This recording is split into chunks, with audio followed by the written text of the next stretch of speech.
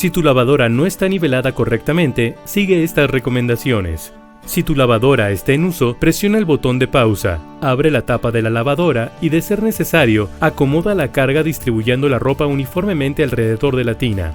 Si notas que tu lavadora sigue desbalanceada, lo puedes confirmar con la ayuda de un nivel. Si la burbuja del nivel no está en el centro, quiere decir que la lavadora no está nivelada correctamente.